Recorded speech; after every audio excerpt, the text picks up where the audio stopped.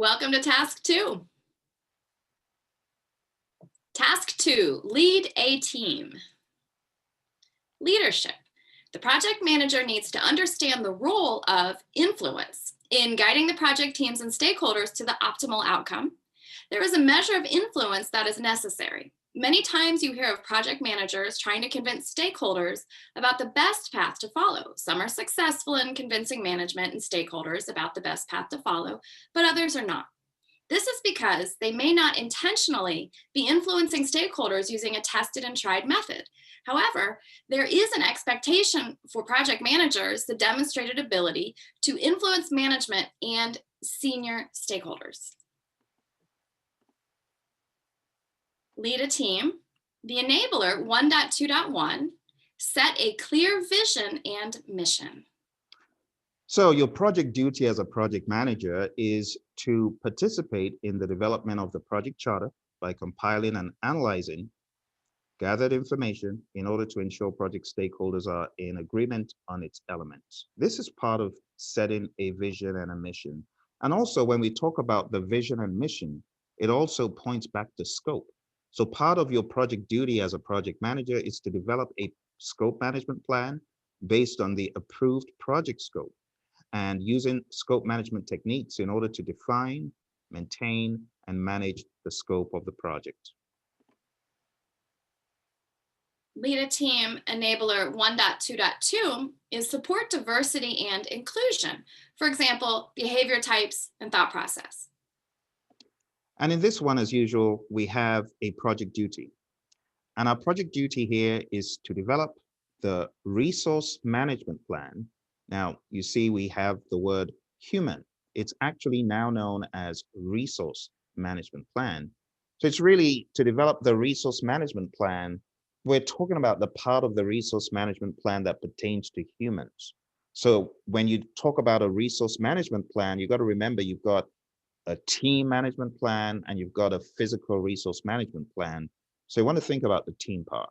So your project duty is to develop that part of the resource management plan that pertains to humans and the team by defining the roles and responsibilities of the project team members in order to create a project organizational structure and provide guidance regarding how resources will be assigned and managed. So think about it. The enabler is support, diversity, and inclusion.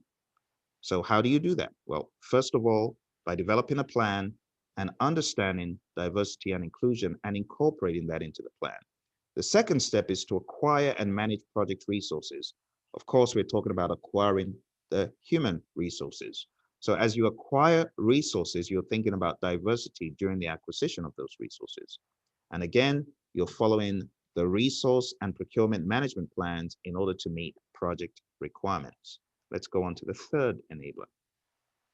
Enabler 1.2.3 is value servant leadership. For example, relate the tenets of servant leadership to the team.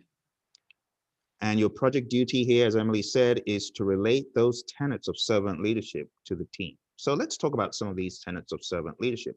And you can see them on the right-hand side of the screen there: conceptualization, listening, awareness, persuasion, stewardship, commitment to growth, healing, empathy, foresight, and building community. Now, there's quite a lot to be said about being a servant leader, and we want to unpack this really quickly. A servant leader is one who stays in touch with the challenges and problems of others. This is from the book Manning and Curtis on leadership. But there's a little bit of background to leadership.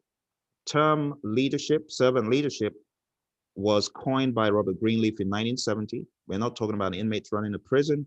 We're talking about those who are in a position of leadership, thinking about serving those who they lead.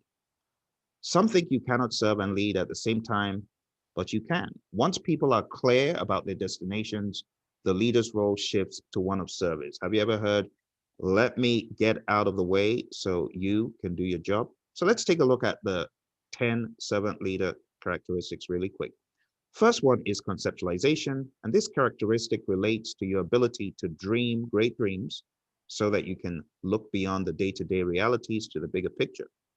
The second one is listening, being an active listener, being able to listen to your people, not interrupting them as they speak, but letting them give feedback, listen to what they say. The next one is awareness, being self-aware, being able to look at yourself, think deeply about your emotions and behavior, and consider how they affect people around you. The next one is persuasion. Servant leaders use persuasion rather than authority to encourage people to take action. The next one is stewardship. Stewardship is about taking responsibility for the actions and performance of your team and being accountable for the role team members play in your organization. The next one is commitment. Commitment to growth. Commitment to growth of people. Servant leaders are committed to the personal and professional development of everyone on their team. To develop people, make sure that you use training needs assessments to understand their development needs and give them the skills they need to do their jobs.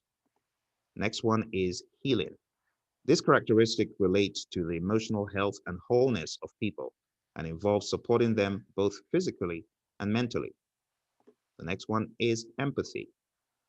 Servant leaders strive to understand other people's intentions and perspectives.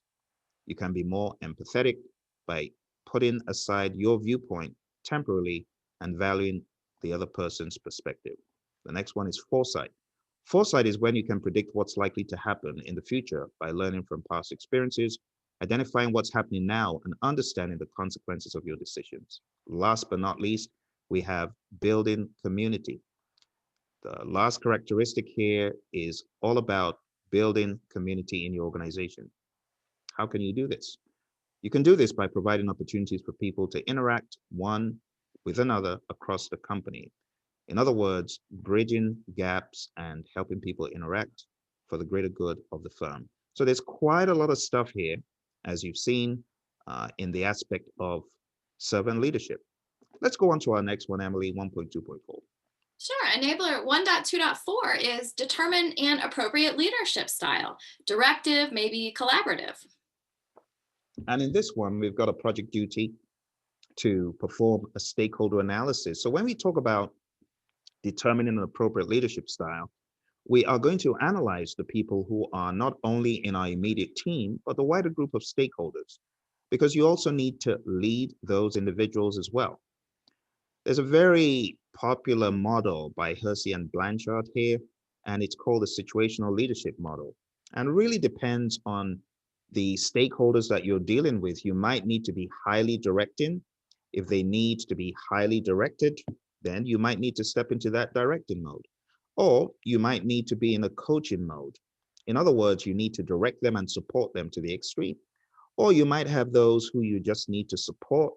They understand what needs to be done, but they need that emotional and mental support. Or you might have people in the green zone. We call those people those who you delegate the responsibilities to. And those in the delegating group typically are able to work on their own without supervision. They don't need a lot of support. And we find this style being used with senior executives. So on your exam, you can expect to get questions that give you a situation and ask you what leadership style would you use in such a situation. Let's go to 1.2.5. The enabler is inspire, motivate, and influence team members and stakeholders. For example, with a team contract, a social contract, maybe a reward system. And your project duty here, project managers, is to acquire and manage project resources by following the resource and procurement plans in order to meet project requirements. So when you have acquired those resources, human resources, people on your team, your job is to motivate them, to inspire them. And that's pretty much what this says.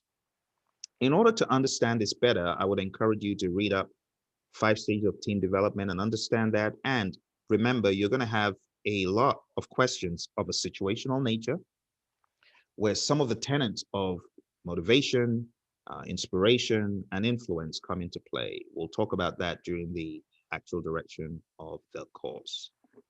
Let's go to 1.2.6. This enabler is analyze team members and stakeholders' influence. So again, project managers, you got to carry out a stakeholder analysis to understand your stakeholders. When you understand your stakeholders using a power interest grid or an influence impact grid and understanding their level of power, what stakes they have on the project, you get a better understanding of how to engage them. Now, I want to point out the importance of data representation, which is your power interest grid, and also the data analysis, which is what stake does my stakeholder have? What kind of influence do they have on the project? What is their interest like? And questions such as that. Both of those are important when you're analyzing your team members and stakeholders. 1.2.7. This enabler is distinguish various options to lead various team members and stakeholders. So for this, the project manager's duty is to participate in the development of the project charter by compiling and analyzing gathered information in order to ensure project stakeholders are in agreement on its elements.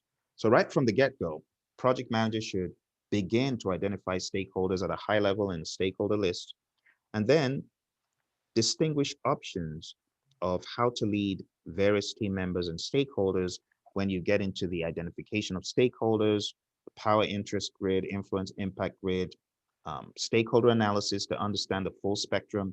And there's one term here that I want you to take a look at in the PMBOK guide. It's a salience model. When you take a look at the salience model, you know the power, the urgency, and the legitimacy of these stakeholders, and you want to apply that to better manage the project. So we've talked about quite a number of things. Emily, let's just go through them one by one. Sure. Task 2, lead a team, has the following enablers: set a clear vision and mission, support diversity and inclusion, value servant leadership, determine an appropriate leadership style, inspire, motivate, and influence team members and stakeholders, and then analyze team members and stakeholders' influence, distinguish various options to lead various team members and stakeholders. And project managers, we just want to drive it home because we see people being alarmed at these new tasks and enablers and things. To be perfectly honest with you, leadership is not new. It's been around for a long time. A lot of these items have already been on the PMP exam. So there's no need for you to be overtly scared or fretful. However, you do want to pay close attention to some of the new things we talked about. We talked about servant leadership. We talked about the 10 different tenets of servant leadership. Make sure you know that for your exam. And we also talked about the Hersey-Blanchard model for leadership, knowing when to use each of those quadrants to lead a team. Next, we'll go on to task 3.